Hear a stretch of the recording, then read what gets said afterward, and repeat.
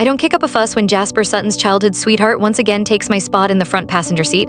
Instead, I obediently head to the backseat to sit with his good friend, Jonathan Clayton. When we drive along a bumpy road, my knee brushes against Jonathan's toned thigh. I deliberately leave it there and he doesn't move. We stop for a break at a rest area. Jasper's childhood sweetheart clings to him as they head to the restroom. As soon as the door is shut, Jonathan grabs the back of my neck and pulls me in for a kiss. As I descend into the throes of passion, I can't help thinking it's no wonder people like to cheat. Chapter 1. When Jasper Sutton's childhood friend, Kimberly Jensen, once again took the passenger seat, I didn't argue or cause a scene. I simply turned around and opened the back door only to pause in surprise. I didn't expect that Jonathan Clayton, someone as busy as he was, would join the short road trip. After quickly regaining my composure, I nodded at him with reserved politeness. Jonathan, wearing glasses and showing traces of fatigue on his face, lifted his eyelids to glance at me. He gave a slight nod in return before closing his eyes again. While fastening her seatbelt, Kimberly glanced back at me smugly, raising an eyebrow. "Cassie, I get carsick, so I'm sitting in the front, okay? Kimmy gets carsick, be generous about it. Don't make a fuss over something so trivial all the time." I let out a soft laugh, all right. Jasper seemed a little surprised, but didn't say anything more because Kimberly had already shoved a half-eaten piece of bread into his mouth.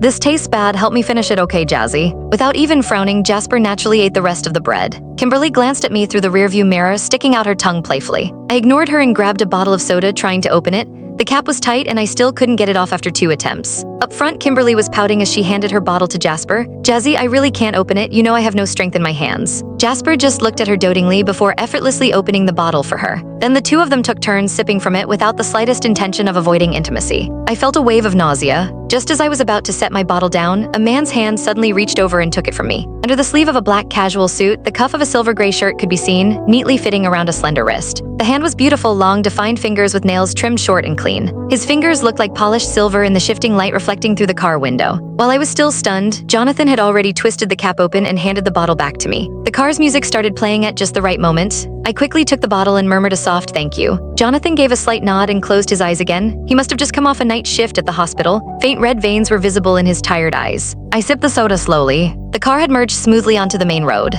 Kimberly's birthday was coming up, so Jasper organized this short road trip to celebrate it. About 7 to 8 of us were in 3 cars, heading to a hot spring resort 100 miles away. Not long after we started driving, Kimberly practically glued herself to Jasper's side. The music was loud, making it hard to hear what they were saying, but they were clearly enjoying themselves. Lately, Jasper and I have had several unpleasant arguments because of his inappropriate closeness with Kimberly. He promised to be more mindful next time, but whenever he saw Kimberly again, that promise vanished into thin air. Suddenly, everything felt meaningless to me. I lowered my head, chuckled to myself, then turned to look out the window. The mountain roads twisted and turned, with the occasional loose rock scattered along the path. As the car jolted, I couldn't help but lean to the side. My bare knee under my skirt brushed against Jonathan's thigh, pressed tightly against it. I wanted to move away instinctively, but Click the link on the homepage to watch the full follow-up for free.